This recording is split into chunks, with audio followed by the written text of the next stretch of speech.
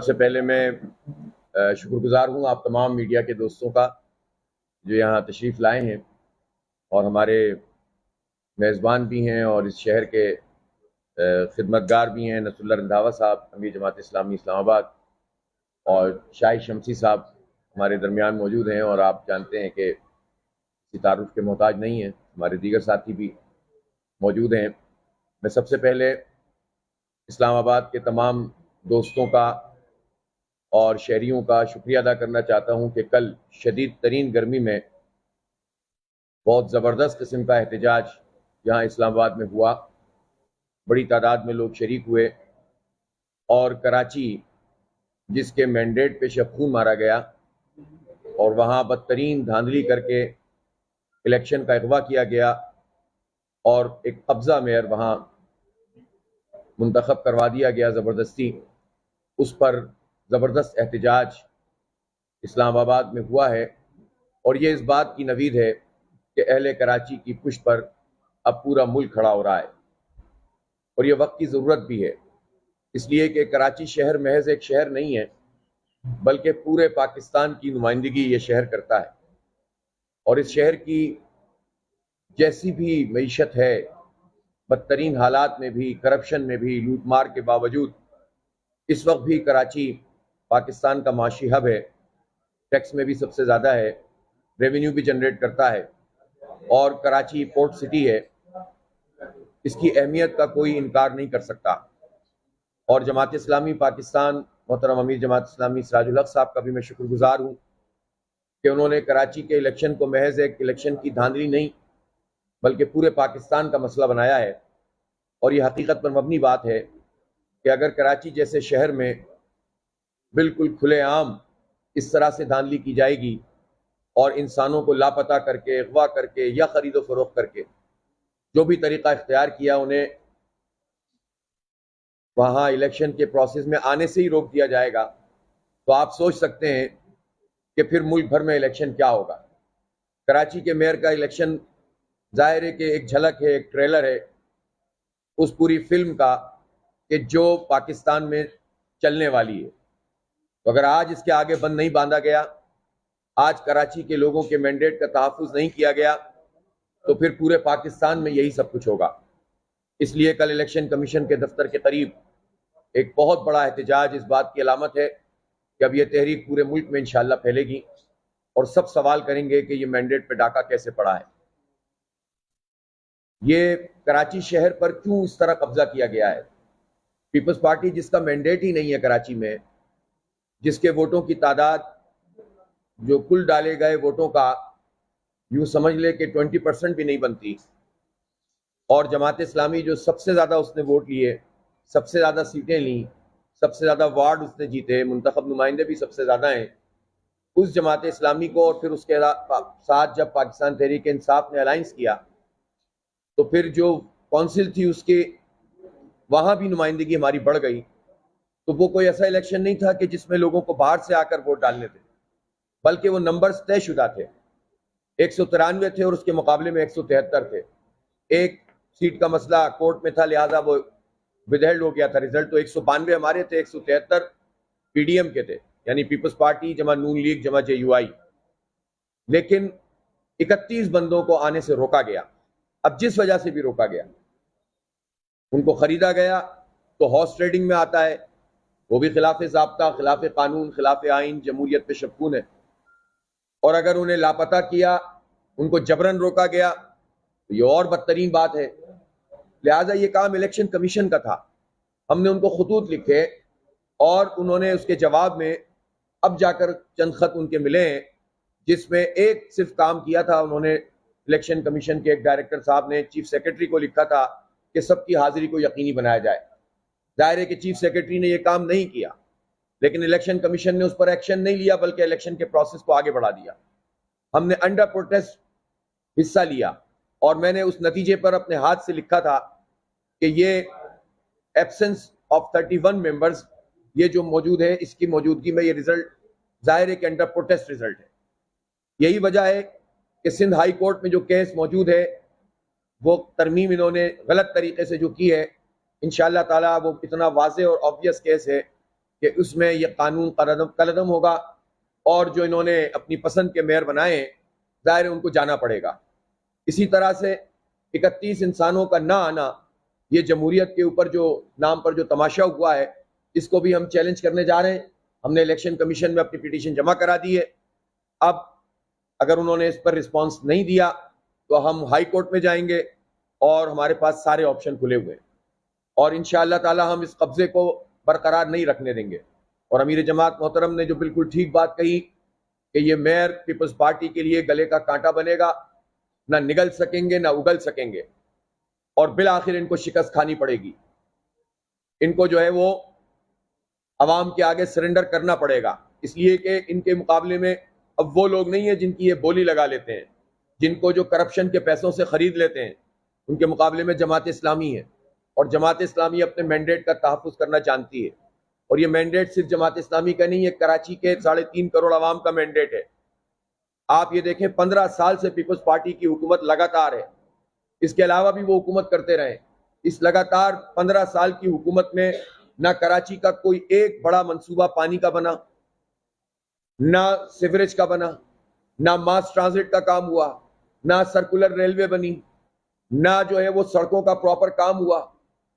के electric mafia को इन्होंने मुसल्लत किया हुआ है, उनके साथ उनके हिसाब किताब चलते हैं।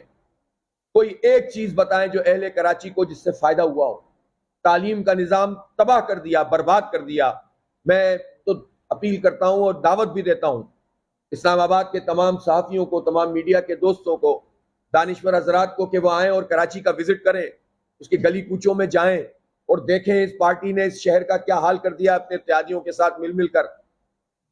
और तालीमी इदारों का हाल देखे जाकर, हाजिरी नहीं होती वहां पर, अपॉइंटमेंट्स उनके जो हो रहे हैं, जो लोग जिनकी मुद्दत पूरी हो जाती है जिन प्रिंसिपल्स की, उन प्रिंसिपल को जो है वो रिटायर जब वो हो जाते हैं तो बजाय इसके कि नए अपॉइंटमेंट किए जाएं या जो अपग्रेड किया जाए टीचर्स को, उन वैकेंसीज पर वो अपनी मर्जी के जाले लोगों को इंटीरियर सेल से ला के बिठा देते हैं और फिर वहां पर वैकेंसी जो होती है अपनी मर्जी की फिल कर देते हैं। और इस तरह मुसलसल थानों में भी यही होता है। यही अमल जो है तालीमी इदारों में हो रहा है, यही अमल सेहत के जितने शोबे हैं उसमें किया जा रहा है। कराची के लोगों पर रोजगार के दरवाजे बंद कर दिए इन्होंने। कराची के नौजवानों के लिए कोई रोजगार नहीं है। 47,000 अपॉइंटमेंट की इन्होंने टीचर्स की। IBS अक्खर के नाम पर वो टेस्ट लिया, आप मीडिया के सामने आ गया उन लोगों की अहलियत के जो वहां टेस्ट पास किया जिन्होंने। सब करप्शन का धंधा है, सब लूटमार का धंधा है। और इस बुनियाद पर इस पाकिस्तान के माशी हब को, माशी कैपिटल को, अगर माशी कैपिटल कोई है तो वो कराची है, उसको चला रहे हैं और बदतरीन सूरत हाल से दो चार किया हुआ है। और फिर कहते हैं कि हम मीसाके मईशत कर लें। यह मीसाके मईशत नहीं है, बल्कि ये उससे पहले इनको हिसाब करप्शन देना पड़ेगा, लूट मार का हिसाब देना पड़ेगा। काहे की मईशत? मईशत तो तुम लोगों ने तबाह की है। कहते हैं कि शर्जील मेमन तो एक मिडिल क्लास गरीब आदमी है जिनको पार्टी ने यह मकाम दिया है। उस गरीब आदमी के एक घर के एक टैंक से 2 अरब रुपए निकल जाते हैं। यह मिसाक़ी मईशत है इनका। तो जरदारी साहब के बिलावल हाउस से और वो सारे हाउसेज और वो सारी जमीनें जिन पे कब्जा हुआ है, उससे अगर डॉलर बरामद होना शुरू हो जाए तो किसी मिसाक की जरूरत नहीं है, इसलिए एहतसाब की जरूरत है। उन सारे लोगों के एहतसाब की जिन्होंने इस कौम को लूटा है। सिस्टम के नाम से कराची में धंधे चल रहे हैं।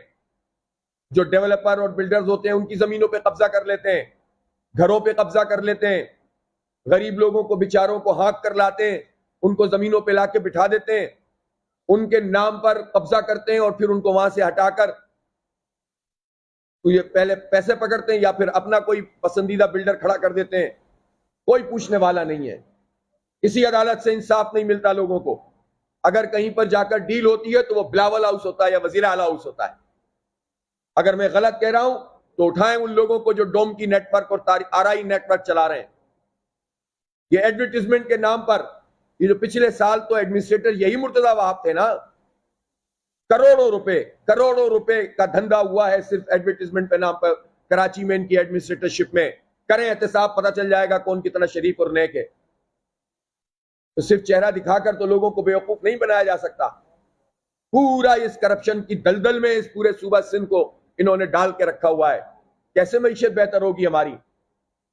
वो शहर जो सिंध का कैपिटल है और वो शहर जो पूरे पाकिस्तान की मईशत चलाता है, जब उसमें सनतें लगाने के लिए 25 किस्म के महकमों में रिश्वत देनी पड़े और वहां पर कोई, अब जितने भी सनतकार हैं वो कराची से अपनी इंडस्ट्री को शिफ्ट करते हैं, उसकी सोच रहे हैं। इसी तरह से वो बैरून मुल्क अपना पैसा ले जाना चाहते हैं, इसलिए कि वहां कदम कदम पर रुकावट है पीपल्स पार्टी की तरफ से। ये कराची को डेवलप करेंगे। 15 साल में बेड़ा गर्क करने वाले मजीद कराची को हड़प करने के लिए इन्होंने ये कब्जा किया है। ये इलेक्शन नहीं है, तमाशा है। और यही इलेक्शन कमीशन है जो इनको पुष्पनाई है, जिसकी वजह से पीपल्स पार्टी ये काम कर रही है। अगर इलेक्शन कमीशन इसी तरह के इलेक्शन करवाएगा तो पाकिस्तान में क्या तमाशा लगेगा? क्या हमारा हक राय दही है? क्या जमहूरियत है? क्या मजाक है? इसलिए अवाम को खड़ा होना पड़ेगा पुरअमन तरीके से। पुरअमन मुजाहिमत इसका वाहिद हल है। लिखें और बोलें। हम नहीं चाहते कि क्योस क्रिएट हो यहां। हम नहीं चाहते जलाओ घेराओ।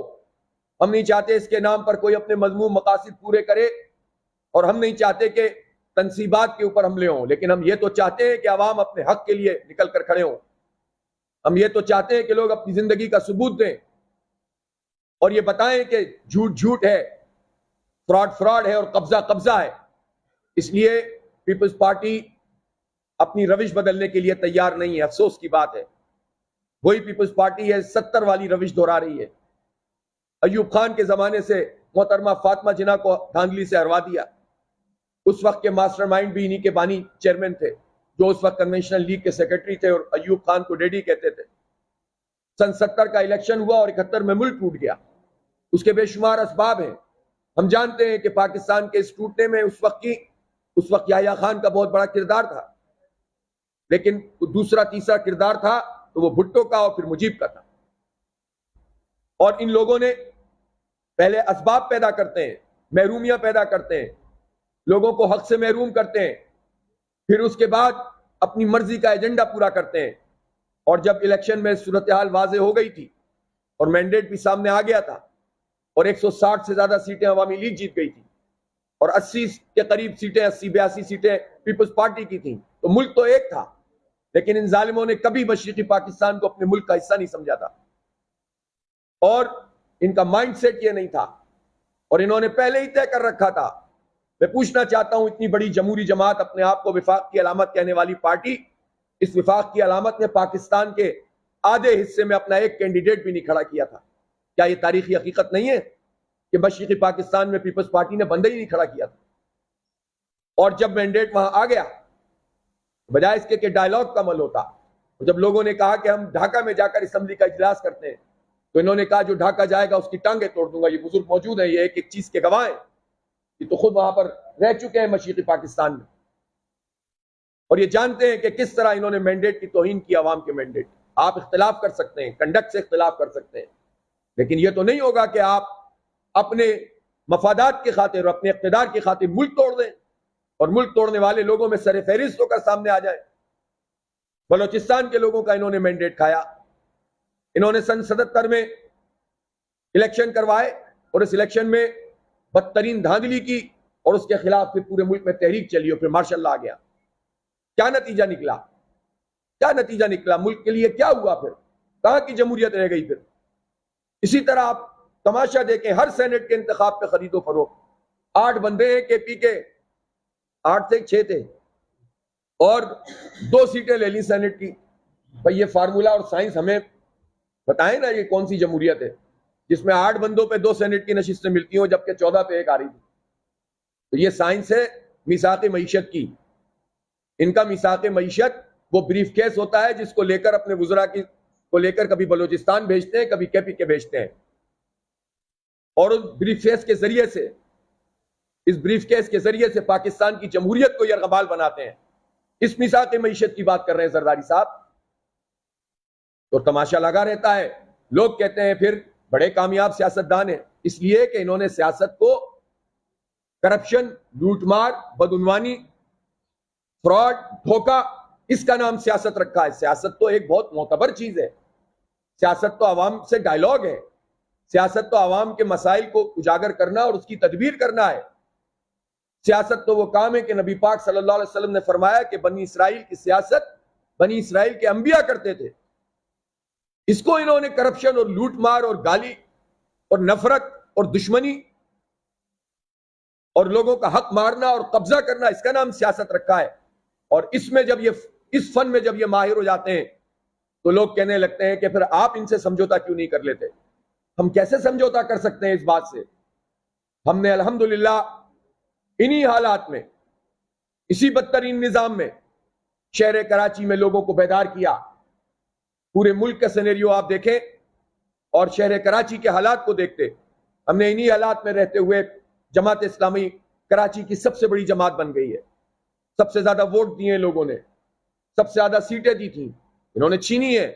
लेकिन इन्हीं हालात में अल्हम्दुलिल्लाह हमने 87 सीटों का दिफा भी किया है और ये स्ट्रगल हमारी जारी है। जो 14 सीटें हमारी कब्जा की हैं इन्होंने, इंशाअल्लाह एक एक सीट का हम दिफा करेंगे। कानूनी जंग भी लड़ रहे हैं और दूध का दूध पानी का पानी होगा। इस महाज पे लड़ाई जारी है, गिव अप नहीं करेंगे। माजरत खान रवैया नहीं है कि इनके आगे झुक जाएं, इनकी खैरात हासिल कर लें। क्यों खैरात लें हम? अवाम का हक है, अवाम का मैंडेट है। हम अवाम के साथ मिलकर मुकाबला करेंगे। आप बात करेंगे तो बात भी करेंगे, लेकिन उसूल पर करेंगे, 2 नंबरी पर नहीं करेंगे। कब्जा करके बैठ जाओ और आकर कहते हैं कि डिप्टी मेयर बन जाओ, हम भिखारी हैं तो तुमसे खैरात लेंगे। हमने अवाम से वोट लिया है, हमें अवाम ने पसंद किया है। तुम्हारी इस परफॉर्मेंस की वजह से जो तुमने दी है, जिसको तुम कह रहे हो कि हमारी परफॉर्मेंस कराची में इतनी अच्छी है कि लोगों ने, कराची के लोगों ने हमें मैंडेट दिया है, नंबर्स भी नहीं देखते। यानी इतनी सब कुछ धांधली के बावजूद भी 3 लाख पे भी नहीं पहुंच सके, जबकि मुकाबले में जमात इस्लामी के 5 लाख से ज्यादा वोट थे। आखिरी रात तक, सुबह तक कंफ्यूज करके रखा इन लोगों ने। इलेक्शन से 4 दफा मुलतवी किया। अगर ये कंफ्यूजन नहीं होता तो ये वोट भी इनके खिलाफ बेतहाशा पड़ने थे, लेकिन उसके बावजूद भी अल्हम्दुलिल्लाह लोगों ने वोट डाले। तो इस वोटों का एहतराम जमहूरियत होती है ना, मैंडेट का एहतराम जमहूरियत होती है। इसको सियासत कहना चाहिए। मैंडेट पे डाका तो सियासत नहीं होती। तो डाके को डाका कहा जाएगा और डाका मारने वाले को डाकू कहा जाएगा। मैंडेट के चोर को चोरी कहा जाएगा, उसकी चोरी को, और चोरी करने वाले को चोर कहा जाएगा। तो इसलिए हम ये मुजाहिमत कर रहे हैं। अवामी सतह पे भी पूरा मुल्क पुश पर खड़ा हुआ है अल्हम्दुलिल्लाह, और अदालत में भी हमारा केस मौजूद है। वो कानून की तरमीम के हवाले से भी और अपनी यूनियन काउंसिलों के हवाले से भी, और अब ये जो कुछ जमहूरियत के नाम पर और इलेक्शन के नाम पर तमाशा हुआ है मेयर के, उसकी भी पिटीशन मौजूद है, मुजाहिमत भी मौजूद है। अलबत्ता मैं एक बात और भी वाजे करना चाहता हूँ, 9 टाउन ऐसे हैं कराची में जो जमात इस्लामी के पास जीती है। जमात इस्लामी 13 जीते थे, 4 खा गए, ये उसके लिए भी लड़ रहे हैं। तो इन 9 में इंशाअल्लाह हम परफॉर्म करेंगे, हम शहरियों की खिदमत करेंगे और इस रास्ते में हम कोई रुकावट कबूल नहीं करेंगे।